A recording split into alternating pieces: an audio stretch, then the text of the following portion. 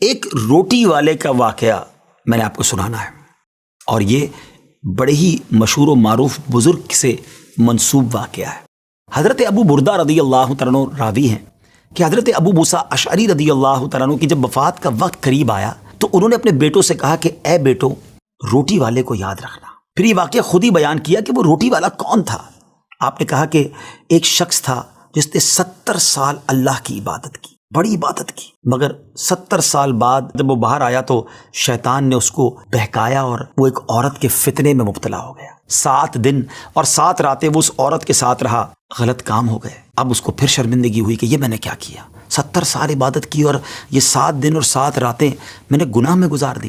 بڑا شرمندہ، بڑا نادم، قدم قدم پر سجدے کرتا جاتا، توبہ کرتا جاتا۔ اب چلتے چلتے چلتے ایک مسافر خانے میں پہنچا تو وہاں 12 مسکین لوگ پڑے ہوئے تھے، لیٹے ہوئے تھے۔ اس نے بھی جگہ بنائی اور ان کے درمیان جا کر خود بھی گر کر سو گئے۔ اب رات میں ایک شخص آیا جو ان کو کھانا دیا کرتا تھا، روٹی دیا کرتا تھا۔ ایک ایک کر کے 12 روٹیاں لے کر آیا تھا، اس کو پتا تھا یہاں 12 مسکین رہتے ہیں۔ ایک ایک کر کے سب کو روٹی دینے لگا۔ وہ شخص جو یہاں آ کر اچانک بیچ میں آ کر لیٹا تھا، اس کو بھی وہ مسکین سمجھا اور اس کو بھی روٹی دے دی۔ لیکن ظاہر ہے کہ اگر ترتیب سے روٹی دیتے دیتے آگے آئے تو آخری نمبر والے کو روٹی نہ ملی، کیونکہ یہ تو 13 ہو چکے تھے۔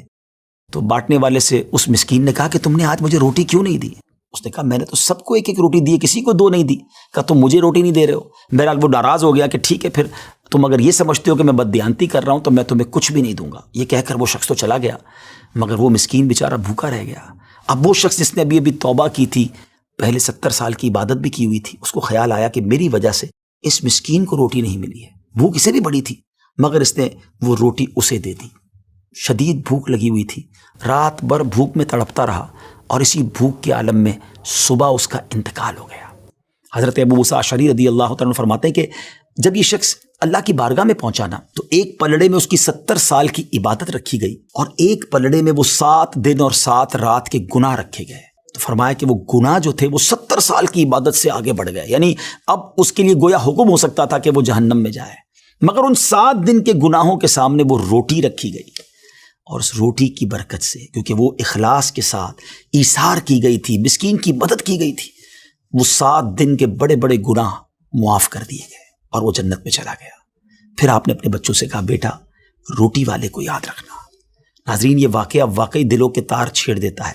2 باتیں سیکھنی ہیں کہ بعض اوقات کچھ لوگ کہتے ہیں یار میں نہیں بہک سکتا، میں تو بڑے اچھے ماحول میں ہوں۔ نہیں جناب، شیطان نے بڑوں بڑوں کو بہکا دیا ہے۔ ہمیں اپنی صحبتیں اچھی کرنی ہوں گی، اللہ کریم سے شیطان کے مقابلے میں پناہ مانگنی ہوگی اور اپنے آپ سے ڈرتے رہنا ہوگا کہ نہیں میں بھی گناہوں میں مبتلا ہو سکتا ہوں، مجھ سے بھی کوئی بڑا گناہ کہیں نہ ہو جائے۔ توبہ کرتے رہیں، ڈرتے رہیں، خوف رکھیں اور اچھی صحبت اپنائیں۔